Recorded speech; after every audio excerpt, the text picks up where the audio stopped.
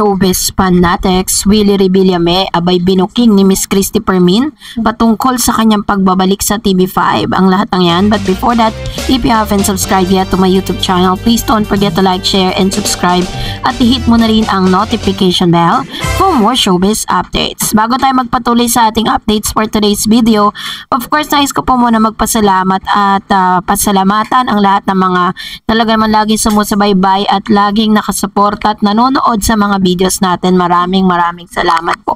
And for today's video, ito na nga, kung hindi nyo pa po napapanood sa ating pong main channel, Dareds Channel, kung saan ay naihatid natin sa inyo ang isang balita na kung saan ito pong manager ni Mr. Paulo Contis, siya mismo yung nag-booking dun sa alaga niya kung ano po yung pinagdadaanan ngayon ni Paulo matapos ng kalabanin ang TBJ. So, para po lubos nyong maunawaan ng buong updates na yan, pumunta po kayo sa aking main channel, Dareds Channel. And now, we will talk about the issue about sa pagbabalik di umano nitong si Mr. Willie Revillame sa TV5. Ano na nga ba ang naging development patungkol sa bagay na ito? Dahil sa isang episode po ni Manay Christy Permin sa kanyang Showbiz Now na, ay natakel po nila ito at siya mismo ang nagkumpirma na babalik na ang TV5 na Wawa Willie host na si Willie Revillame. Ayon pa sa batikang kolumnista, kapag nagkaayos ay pipirma na si Willie ng kontrata sa Media Quest pagkatapos ng Semana Santa.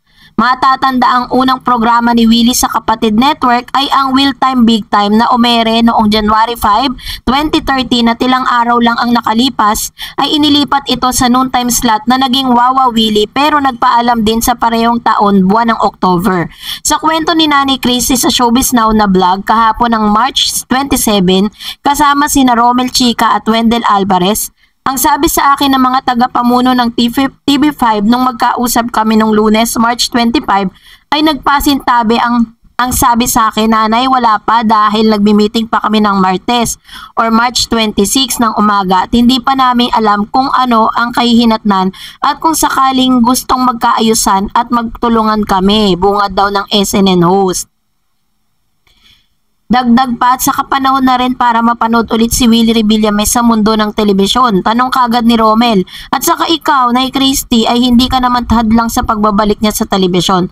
Alam ko sa puso ko, alam ng mga boss namin saka 1PH at Signal Media Quest ay wala silang narinig. Ako po, Semana Santa o hindi, lahat ng naganap ay wala sa puso ko. Wala na sa puso ko. Gusto kong magbalik ulit sa telebisyon si Willie Revillame dahil maraming mabibigyan ng mga nangangailangan bukod pa sa saya na ibinibigay niya sa publiko, pahayag ni Nay Christy.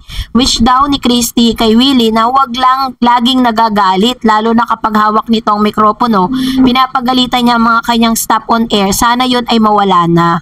Pati ang pagiging bayabang daw ni Willie na tingin ng iba ay sana mabago na at lalam nitong i-handle ang kanyang popularidad. Kaya nga nakakamiss kay Kuya Will, abangan ang sa kanyang pagbabalik sa TV5, babaguhin kaya ang titulong Wawa Willie o mananatili ito? So yun po ang big question ngayon, kung Wawa Willie pa rin ba ang gagamitin niya or yung ibang pangalan, no? Pero parang sa tingin ko, syempre idudugtong or parang ipaparehas pa rin yan sa mga dati niyang show, no? Kasi yun naman po is na talagang niya under his name. And it was, po yan, kumbaga nasa IPO po yan na siya talaga yung creator. So excited na nga ang ilan sa mga fans ng Dabar Cats kasi matapos ng maintindihan natin, malaman natin na magkakaroon ng back-to-back ang Itbulaga at itong si Willie Revillame sa TV5 ay napakarami excited, no? Lalo-lalo na po yung mga Dabar Cats kasi parang, if I'm not mistaken, itatapat yung show ni Willie sa Abot Kamay ang Pangarap na top-rated serye na meron po ang GMA7. Hanggang sa ngayon ay pinag-uusapan pa rin yung kanilang teleserye na ito. So, ang inaabangan natin ngayon, what would be the outcome pagtapos po ng back-to-back na ito? After the Holy Week ay makikita na po natin yung big changes dahil pinaghahandaan din po ng Itbulaga ang kanilang tatapatan ng It Showtime, no, sa GMA Network. So, yun po yung mga dapat nating abangan. Para po for full video, yung mga statement po ni Miss Christy Permin, to Mr. Willie Revillame. Narito po ang kanila pong Showbiz Now na video clips kung saan pinag-usapan po nila si Willie Revillame at kung paano po makakabalik muli si Willie sa Free TV, which is isang bagay na talagang pinapangarap ni Willie noon pa man, no? Dahil talagang mas malaki at napakarami na rin po mga property ang naibenta ni Willie para po talaga makapagsimula siyang muli. Pero hindi naman po ibig sabihin nito na naghihirap na si Willie. So it just so happen na may mga properties siya na lumaki na rin yung profit kaya naibenta niya na. So panoorin natin ito.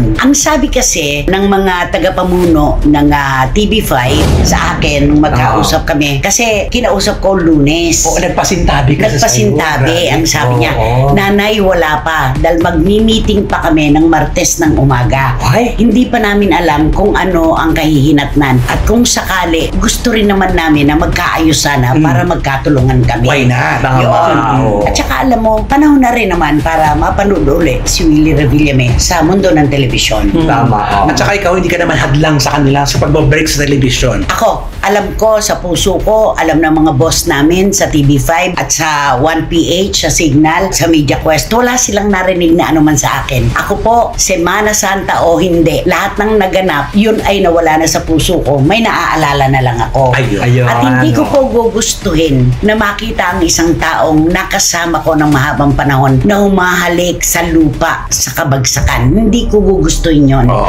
Gusto kong makabalik uli sa telebisyon si Willie Revillame dahil maraming mabibiyayaan tayong mga kababayang nangangailangan. Yun ang pinaka... Bukod pa doon sa saya na ibinibigay niya sa publiko. Totoo. Diba? At laging-lagi natin tatandaan, bigyan lang ng pagkakataon ng mga taong nagkamali. Laging may chance. Ganun. Pero may kasabay yan na sana-sana. May kasabay yan na hiling na sana ngayon na makakabalik na uli siya sa mundo ng telebisyon ay mapagnilayan niya yung mga bagay-bagay na ginagawa niya dati na hindi nararapat. Katulad yung sobrang init ng ulo na kahit may hawak na mikropono, mabaho man ng microphone o hindi, natulad ni Niña Jose, di ba? Nagagalit siya. Pinagagalitan niya ang kanyang staff on air. Sana yon ay mawala na. Pwede naman tayong maglabas ng sama ng loob sa isang pribadong pagkakataon, di ba?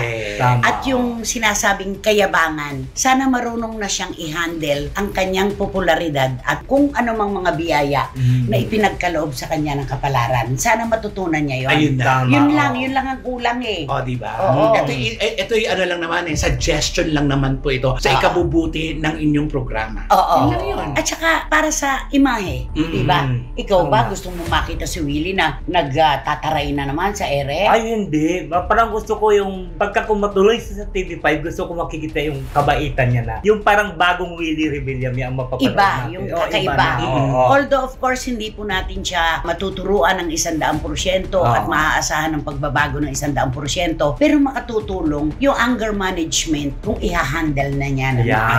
Totoo. Diba? Yun ang pinaka-perfect. Ayan. At saka, sabi nga ni boss, ayan, ni Ate Siena, ang mananatiling idolo ng mga kabataang Pilipino dahil sa batibot. Si Ate Siena Olaso, ang sabi niya, maganda kung magkakatulungan. At totoo yun. Oo nga. Kung makatutulong sa istasyon si Willie at makatutulong nga istasyon kay Willie Revillame, why not? Oo, diba? yun naman ang ating gusto. Ang goal ng lahat, magtulungan para mas mabilis makuha ang goal. At saka tama rin yung komento ng mga kababayan natin. Hindi na tulad natin ang mundo ng telebisyon kapag wala si Willie Revillame. Nakasanayan na eh. Kaya anumang pong nakasanayan na ay hinahanap. Kaya inaasahan po namin na sana nga ay magtuloy-tuloy na itong realisasyon ni Willie Revillame at ang kanilang pag-uusap ng TV5. Ayun.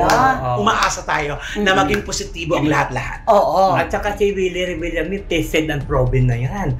Kasi kahit anong oras, kahit saan istasyon, talagang saan mo ilagay.